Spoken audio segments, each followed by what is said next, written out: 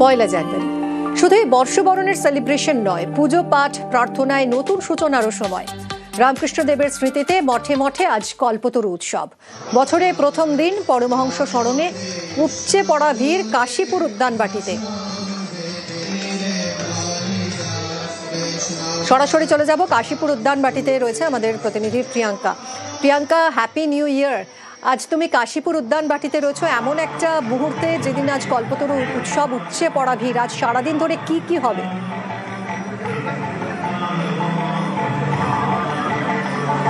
মিমি, তোমাকেও নতুন বছরে অনেক শুভেচ্ছা এবং তোমার মাধ্যমে নিউজ 18 বাংলার দর্শকদের জানাই নতুন বছরের অনেক শুভেচ্ছা। তুমি যেমনটা বলছিলে, কাশীপুর উদ্যানবাটিতে আমি এই মুহূর্তে রয়েছি। কল্পতরু উৎসব, পয়লা জানুয়ারি কল্পতরু উৎসব 1886 সালে এই দিন থেকেই কিন্তু পালন হয়ে আসছে। আজ দিনভর নানান কর্মসূচি রয়েছে, পুজো অর্চনা যেমন হবে, আচার অনুষ্ঠান, ধর্মীয় গীতি এবং নানান অনুষ্ঠান রয়েছে। দূর দূরান্ত থেকে ভক্তরা আসছেন, উপচে পড়া ভিড়। এবং দুপুর আমরা জানি যে আজকে যেমন সারা দিন খোলা থাকবে, অর্থাৎ দোতলার যে ঘর শ্রী শ্রী ঠাকুরের ঘর, সেখানে দর্শন করতে পারবেন ঠাকুরকে ভক্তরা। কারণ আজকের এই বিশেষ দিনে কিন্তু সারাদিন খোলা রাখা হয় ভক্তদের জন্য। যেমনটা বলছিলাম যে শুধুমাত্র এই যে ছবিটা এই মুহূর্তে আমরা দেখাচ্ছি, যে সেই ভিড়ের ছবিটা, এই ভিড়ের ছবিটাই হয়তো বুঝিয়ে দিচ্ছে যে ভক্তরা এখনো আসছেন।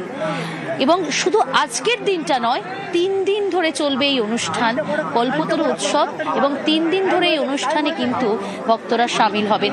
কথা বলার চেষ্টা করব, অনেকে এসছেন, লাইনে দাঁড়িয়ে রয়েছেন। কোথা থেকে আসা হয়েছে? আমি শোভাবাজার থেকে এসেছি। প্রত্যেক বছর আসে? প্রত্যেক বছর আসি। কেমন লাগছে এসে? এখানে এসে ভীষণ ভালো লাগে, মনে ভীষণ শান্তি পাই। সবাইকে বলি সকলেই যেন ভালো থাকে। ঠাকুরের কাছে চাওয়া, ঠাকুর তো বলেছেন আজকের দিনেই তোমাদের চৈতন্য হোক, চৈতন্য হোক, আমাদের প্রত্যেকের যেন জ্ঞান হোক আর ঈশ্বর চিন্তা আমরা যেন সর্বদা করি।